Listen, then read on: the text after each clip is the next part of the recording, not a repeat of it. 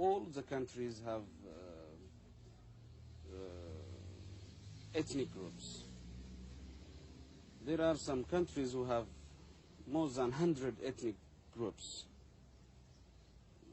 We have 2 main ethnic groups. I think it's. I think that we will have a nation without any Lebanese system, and I'm not afraid of civil war. What about intervention from either Ethiopia or Somalia? Then all the region will be in war. Mm-hmm. We will not be the victims, only us. But Somalia does have a dream of the great Somalia. The great Somalia is a dream and is what they are struggling for. But the president of Somalia said, he said 2 days before, he repeated 2 days before, that his country is not going to annex Djibouti.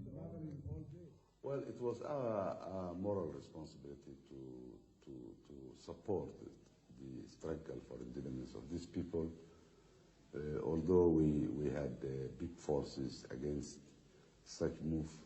But luckily, it seems that it is towards its independence, then respecting the wish of the people, we do adhere what will be their decision. Does this mean that... We're not intending to force at all. But does this mean that you are dropping the hope of a totally united Somalia, that for instance, Djibouti will... Well, even this must come through the wish of people. We should believe the people to decide their destiny. We are against any forcing of people's wish and to decide their destiny, to decide their future. They are better competent to see what is convenient for them and what is not convenient for them.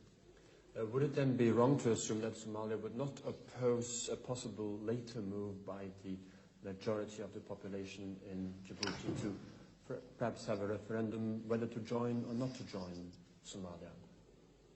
Well, frankly, I remain my point to say that we do respect the people's desire for their destiny. We remain this. It depends how they want.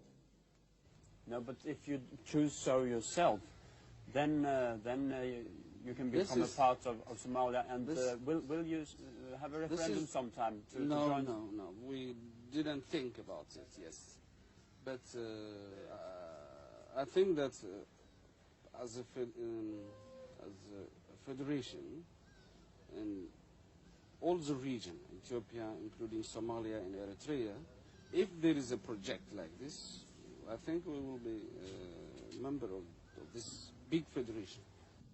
In interviews I've made with leaders of the Empire Party in Djibouti, it has been made clear that they want to retain a certain French military presence also after independence. Does Somalia support a continued French military presence in Djibouti? We don't think that there is any French interest in keeping military there. And we told them very frankly that today the technology does not need to make military base. We do advise and we insist that French has decided to leave the country and give the people to their independence after long colonization, to give the money to the country which they are living rather than to maintain a huge military base there, which will not fruit any good. We really oppose this. We do oppose any other kind of military base, particularly in these developing countries who need peace. After independence of Djibouti, so do you see any threats that unrest and even violence or guerrilla warfare might erupt in the territory? Attempts may be made by by Ethiopians or elements organized by them. But I don't think that they will have any success in doing so. So I think it's convenient for Ethiopians or other countries to leave these people to run their affairs by their own selves and not to force it. Otherwise, many forces will be involved. Therefore, no one will go smoothly out of it. ኢትዮጵያ ሶማሌ የምታካሄደውን ፖለቲካ በጅቡቲ ትክክል እንዳልሆነ ቀደም ብላ አስረድታለች። ይሄውም የጅቡቲ የግዛት አንድነትና የጅቡቲ ፍጹም የሆነ ዲሞክራሲያዊ ነጻነት ሁለቱ አጎራባች ሀገሮች የሁለቱም ጥቅሞች ተጠብቆ ግን የሌሎች ጣልቃ ገብነት በሌለበት ነው። ይሄንን ሶማሌ በብዙ መንገድ እንዳልተከተለች ነው የምናውቀው። ይሁንና ሁኔታውን ወደፊት ነው ደግሞ የምናስተውለው ወይም የምናየው። Djibouti is important to Ethiopia. Are you ready to intervene even with military force if necessary to safeguard this outlet to the sea? የጅቡቲ ሁኔታ ከኢትዮጵያ ጋር ብዙ ግንኙነት አለው። በእርግጥም ጥቅማችን በዛ አካባቢ ግልጽ ነው። የኢትዮጵያ ጥቅም ብቻ ሳይሆን እስከዛሬ በቅኝ ግዛት አስተዳደር ስር የቆዩትም የጅቡቲ ህዝቦች ጥቅማችን ነው ብለን ነው የምናየው። በዚህ ረገድ የውጭ ጣልቃ ገብነት እና የኢትዮጵያም ጥቅም የሚነካበት ሁኔታ ቢፈጠር የኢትዮጵያ ሰፊ ህዝብ ምን ጊዜም እስከዛሬ መብቱን አስከብሮ እንደኖረ በአካባቢው ወደፊትም ከዚህ የተለወጠ ነገር ይኖራል። Do you then see the Ethiopian attitude to independence of Djibouti and the necessity for Ethiopia to retain this outlet to the sea as a threat to the future independence of Djibouti? I don't think there is any threat. There is threat in their mind only. The suspicions, their character of suspicion and lack of trust in themselves too. Not only to other people, but to themselves too. And this is the characteristic of Ethiopians. But there is no threat at all to Ethiopian interest, which is economical interest, as we know. We have always advised these political leaders of the country to not be less generous than the colonial power to Ethiopia. We have always said. Unfortunately, they never believe because they are bad in their heart, but we are not so bad in our heart. Even if these people choose to come and join Somalia, there will not be any threat. If they are alone, we will support the idea of giving all necessary facilities to Ethiopia as far as they do so as a friendly country, not as arrogance and pressure. Do you see any possibility of solving the border dispute between Somalia and Ethiopia peacefully? ከሁሉ በፊት በሶማሊያና በኢትዮጵያ መካከል የመሬት ክርክር ወይም ደግሞ ቦርደር ዲስፒዩት የሚባል ነገር የለም።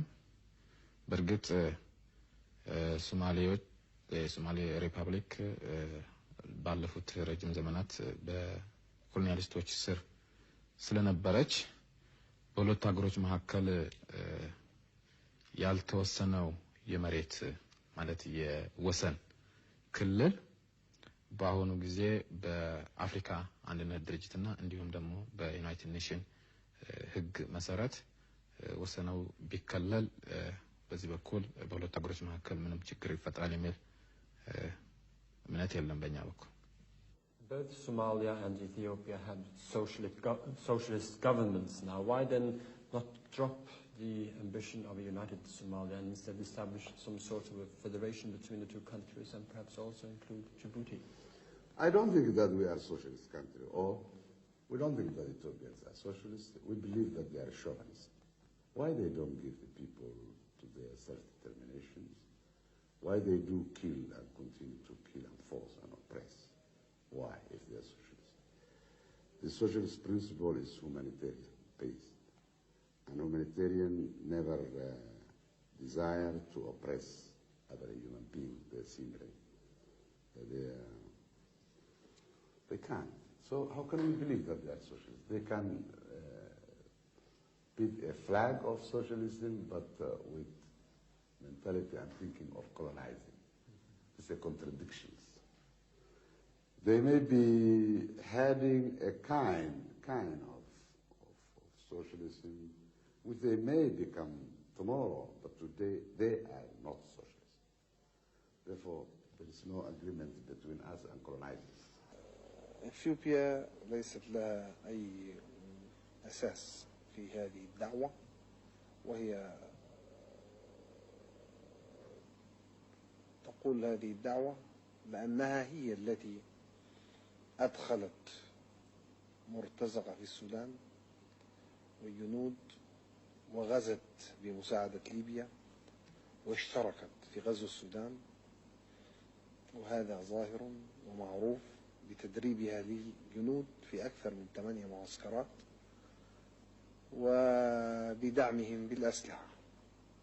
إننا لم نشترك أبدا في أي مساعدة مادية أو نتدخل في أي شبر من الأراضي الإثيوبية بجنود سودانيين، ولكننا سياسيا نحن نقف مع إريتريا،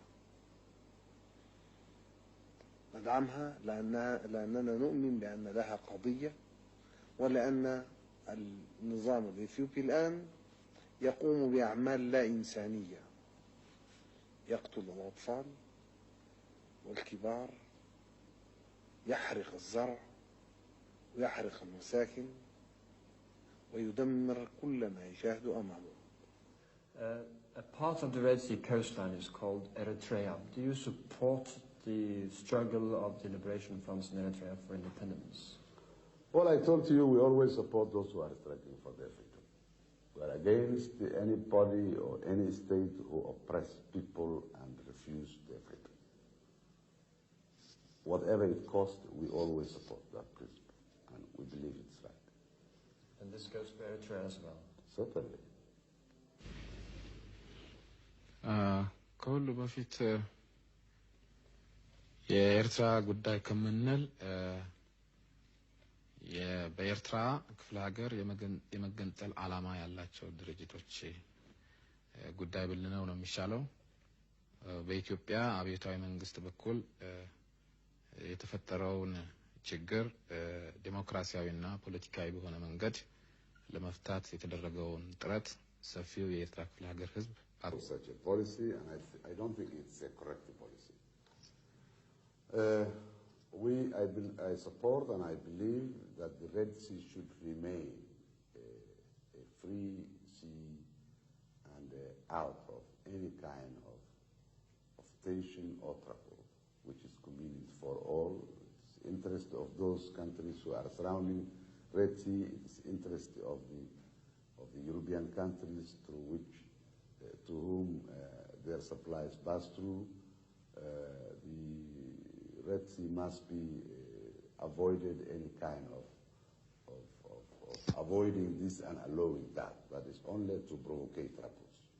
Can Somalia join this defense pact and on the one hand be a member of the pact and still retain the present military cooperation with the Soviet Union, even keeping military bases near the outlet of the Red Sea? لا يمكن لدولة أن تنفذ استراتيجية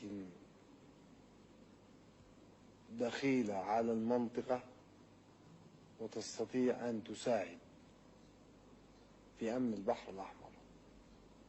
إننا لا نشعر بأن الصومال واقع تحت الاتحاد السوفيتي كلية، ولكن نعلم أن هناك نوايا سيئة من الاتحاد السوفيتي لجعل الصومال يخضع لسيطرته ولتنفيذ استراتيجيته في هذه المنطقة. وهذا ما تقاومه الآن الصومال، ونحن سنقف مع الصومال للتخلص من هذا التأثير. Your Excellency, does this mean then that Somalia has come to the point of decision whether to keep the Russians or throw them out? لمعرفتي الخاصة بالأخزيات وبالشعب الصومالي أنهم لا يرضون أبدا أن يكونوا مسيرين في بلادهم، ولا يرضون التدخل في شؤون بلادهم. وكما قلت إن الاتحاد السوفيتي يحاول بعلاقاته التي خلقها مع الصومال أن يجعلها